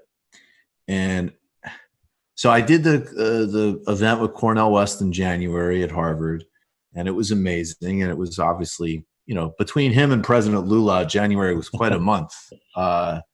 And then, and also, by the way, Harvard students for Bernie are amazing, and Harvard should bankroll them because they're an incredible counter-branding campaign to that sinister institution. Anyways, I followed up with Dr. West. We connected a bit. It was on, obviously doing the panel with him was an immense honor. Make a long story short, we spoke on the phone a couple of days ago, and he's going to be on the show next Tuesday. So nice. I'm super stoked. Hey. I am super stoked. And that's the news. That's a Mazel big one. tov. Thank you. I'm very, very, very excited about that. That is so dope. Yeah. We're running out of bucket list guests. Now, that's why I'm doing all the Ralph Gonzalez things. I want to get him on the show. I want to get Mia Motley on the show. Honestly, it is actually funny, though, because it's there's plenty of people. I'd like to interview Ilhan Omar. There's plenty of people that I'd like to interview that I think are cool, and also other people that I, just think would be worthwhile for us to interview. But honestly, I'm revealing in my weirdo version of a bucket list, we've hit all of them as soon as Cornel's on. Lula, Adolph Reed, Zizek, Cornel West. I don't done. The bucket list interviews have been hit. Not to put any pressure on you, but and I've told you this privately, my favorite thing about listening to your interviews is how excited guests get at the precision of your questions. And they're like, oh, this guy knows my field. I can actually get into it. And so the way that your guests come off loving the show and loving you means that to me, each time you interview someone, you just take this opportunity to bring them into your milieu. And it's not just a one-off thing. And so I really hope that it brings Dr. West more into the TMBS family in this world that you're creating in this broader ecosystem. And it's something I've just seen you consistently do. And not to be too much just celebrating you, but just for one more second, it's been so this is coming off the heels of you've been killing it this week. The Daniel Bessner interviews were really dope. And so I just really recommend that to anybody who's listening, because you obviously have access because you're patrons. The Weekends program with Anna is so exciting, and the David Serona interview was so on point. But in particular, the Jacobin stuff with Adolph Reed and Cedric Johnson is his name, and Willie was just dope. It's just been consistent. So I'm excited that it's part of the flow. Man, I'm totally high honor, and the reason that this show and everything gets to be good is because it has to be Matt and David. It has to it just has to be a certain way. You quality controls. I didn't mean to lift you up to the detriment of Matt and David. Oh no! That's what it felt like. Well, it was all just a careful way of dissing you both. It was. Well, look. There's nothing wrong with acknowledging. Look. If you have Jordan on the court, you can't. Going to talk about Jordan. No. All right. Let's do Rebel music history. Let's do it. Okay, so to reorient people about what this series is that while folks are stuck in quarantine, want to give folks an opportunity to dig into some music that they might not otherwise know, that can invite some aliveness, and then also so that we can explore the role of culture and music in social movement histories, moments of upheaval and great change like we're in now. And so we've already talked about South Africa, we've talked about Jamaica and the UK, we've talked about the Dust Bowl after the Great Depression in the United States, and now let's talk about Nigeria. Post-colonial Nigeria, starting around the 1970s through the 90s is the period that I want to talk about, which the context better than I do, Michael. But so maybe I'll introduce the album and give it some context, and you can layer on whatever you want with that. But the record I want to talk about is Fela Kuti's Beasts of No Nation. And before I get into this specific album, I just want to say that I was talking earlier about how I've been stuck in the quicksand, and I had just been sort of in this sort of like slow motion malaise, and I turned to Afrobeat to get me out of it, because this music is like, it wakes up every cell in my body. It's like, I grew up in 4-chord punk rock, and when I first started hearing Fela Kuti, I was just blown at like how textured and layered and multidimensional and polyrhythmic music could be, period. He like channels chanting and protest and jazz and funk and Yoruba drums, and it's ancestral and it's visionary. It's like Afrofuturism. It's this incredible innovative mix that spawned its whole own genre of music. And so the context for it is, this is shortly after and during the Nigerian Civil War, post-oil boom. The regime is awash in all of this petrol money and corruption. And Fela Kuti comes out of a prominent kind of petty bourgeois family that is, his father's a preacher and an educator, and his mother's actually a communist militant who met Mao and knew Kwame Nkrumah and had like carried a particular legacy of sort of African Marxist-Leninism. And so he's sort of that kind of interesting milieu. And because of that, he goes and gets educated abroad. And so he goes to London. He ends up later in Los Angeles, where he meets Black Panthers. He gets sort of explicitly politicized by reading Malcolm X's autobiography, comes first into a, Pan-African kind of Black nationalist identity, goes back to Nigeria in the middle of the Biafra War. And he's living in Lagos, living in a working class community that where, the conditions in Lagos at the time, it's, I don't know if it's the biggest city in Africa or one of the biggest. It's a sort of massive, sort of hyper contracted, a lot of people penned into a small place where there's basically a military occupation, and people are, executed on the beaches publicly every month for stealing, and there's soldiers everywhere. And in that context, where there seems to be just no outlet for resistance, no outlet for organizing, he starts to organize through institution building, through music. Two institutions that I want to talk about. One is a place called the Africa Shrine, where he would perform every night. And he would perform for like 10 hours until dawn every single night.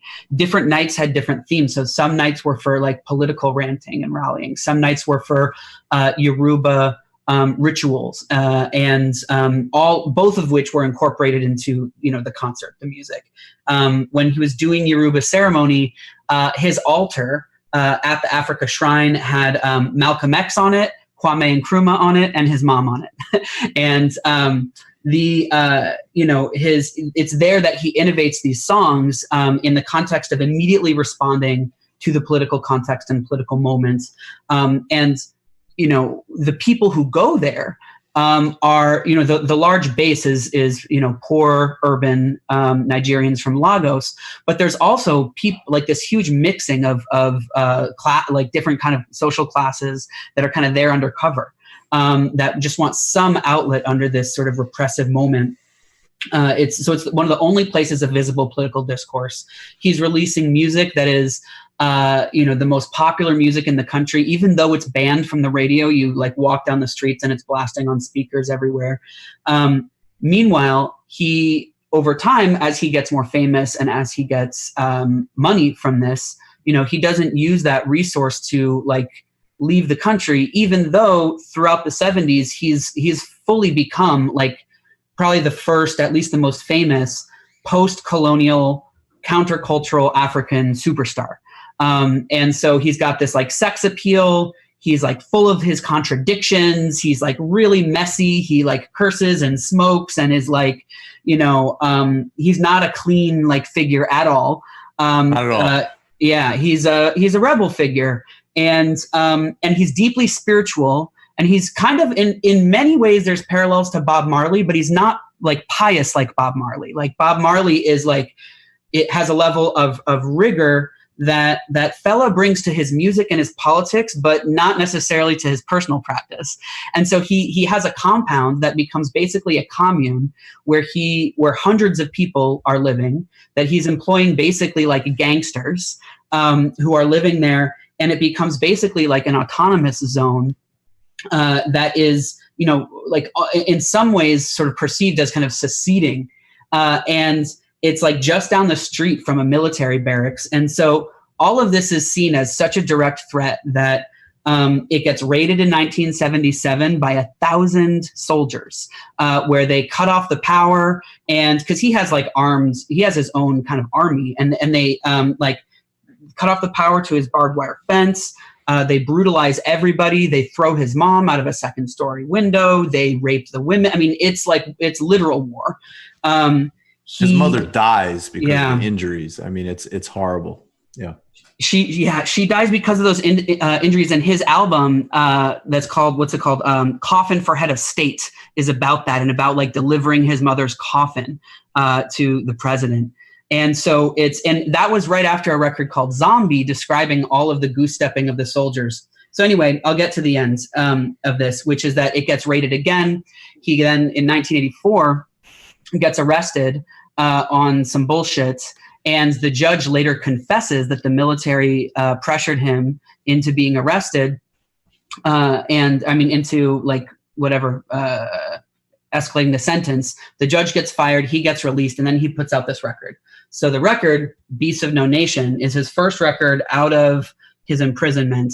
And this is after, this is with the Egypt 80. So it's sort of his Hold second it in front band. of your face. Hold it in front of your face just so they can see the whole thing. No, pull it back a little bit. Okay, so cool. Got it. Perfect. This is the album. And you can see the targets of the record are, Buhari, which is the Nigerian regime, Botha from, the South African apartheid regime, Reagan, Thatcher. And he also has in his music a level of precision. I don't know their names, but he calls out like military leaders and even like local soldiers by name. And at this point, his band, the Egypt 80, which is like includes his son and is sort of the second wave, is like tight. And they have a level, his whole catalog is really worth listening to. And the evolution of his music is tremendous. But this record at this point, this is just one song, and the song is so long it takes up both sides of the album. You have to like listen to one side and then pause it and flip it over to listen to the rest of the song. And so it just struck me. The reason why I picked it for this week was just because I thought other people might be, stuck in their malaise too, and might want to be lifted up by this complex, interesting, music that can awaken like every cell in your body. But also, he really was committed to being of the people. Despite his class background, he had long-term commitments that got increasingly oriented towards revolution over time in a complicated way that in some ways mimics dual power, which is something I think people need to be studying in the wake of our loss from the Bernie campaign. And I don't mean dual power in the Leninist sense of like you build the workers' council and they contend for power with the state. I mean, more in kind of the syndicalist sense, which is like you build up this alternative infrastructure while you're simultaneously contesting for power within the mainstream institutions. Like he ran for president. It was unsuccessful, but it was also an interesting part of his story. And then you build a relationship between the two so that you can cede power from one to the other, which is actually what Bernie did in Vermont when he like faced all these roadblocks and built all these councils and like delegated power to them so that he could get around his roadblocks. And so, it's his story is complex and messy, but the level of threat that his music posed was just tremendous and evidenced by the level of repression. So listen to I used to I remember when I discovered Fela back probably in college. Specifically, I mean, Zombie is amazing and really gives you it's probably his most well-known, I think. So like if you're just going to kind of hear it, it's almost like the Legend album equivalent or something. But it is really funny because if you listen the lyrics and you don't need to know that much. That basically, and I think this was like his first kind of, he's huge in Nigeria, but that was like an international hit. It's getting played at clubs across Africa into Europe. And it's not, it isn't like a righteous call against the military. It's a mockery. Yeah. I mean, the dance that goes along with it's so disrespectful. It's like, you look stupid. You sound ridiculous. He even impersonates at one point, like the gruff voice of like a commander telling like troops to get into formation. Mm-hmm.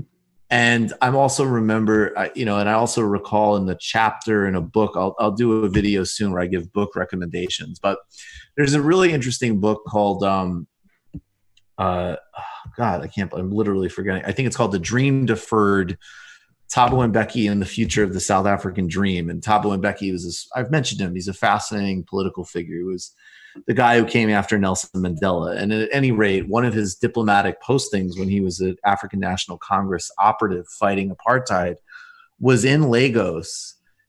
And he clearly was like amazed by Fela Kuti and also a little shocked. Yeah. Like this combination of like someone who had basically been raised, his family were communists, but kind of with like the mindset of being petite bourgeois, almost like Christian missionaries in a certain way, then getting drafted into the movement, going to Sussex, training in guerrilla warfare in the Soviet Union, like a combination of like, and a lot of people in this generation of like African revolutionary, British gentleman, Soviet operative, like all of these tendencies, all of which are incredibly disciplined. And then on one hand being like, oh my God, like this guy is post-colonial, like, whoa. And then at the same time, like, whoa, that's very messy. And that's just like a fascinating, interaction in that book. And Fela is like all of these great pieces of music. You could learn a ton of history. I don't want to bum people out. An ironic kind of note here is that the current president of Nigeria is Buhari. So, he didn't win this time. He won elections. He didn't come in a military coup, but history doesn't repeat itself, but it does rhyme.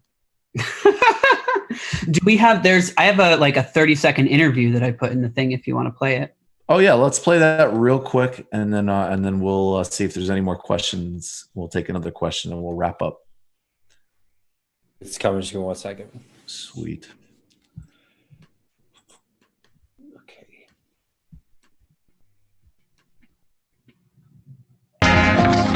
Fela sees his role as being very different from that of the white musician.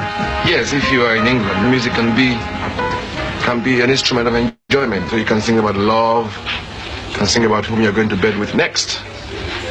But in my environment, my society is underdeveloping because of an alien system on our people now. So there's no music for enjoyment. There's nothing like love. There's something like a struggle for people's existence. So as an artist, politically, artistically, the whole idea about your environment must be represented in the music, in the arts. So really, art is what is happening at a particular time of a people's development or underdevelopment, see. So I think as far as Africa is concerned, music cannot be for enjoyment. Music has to be for revolution. Really. Although his music is really fun. Yeah, it's super enjoyable. But I love how he, in a way, articulated a materialist spirituality, where he was like, this spiritual music that comes from our ancestors is born out of our immediate material conditions, and that's how you need to understand my music. Absolutely. And I have to say, someone in the Discord said, keep going. I had no idea he was a communist. I thought he was just a rebellious playboy. Well, he was also a rebellious playboy. Yeah. That's what's awesome about human beings. He was all of these things. He was deeply spiritual, radical, and definitely a rebellious playboy. Do we have any other Discord questions, guys?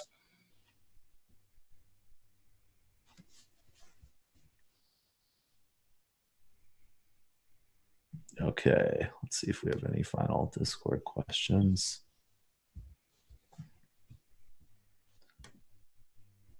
Okay, all right. Well, look, guys, thanks a million as always. Joshua Kahn Russell, so glad that you're a fixture.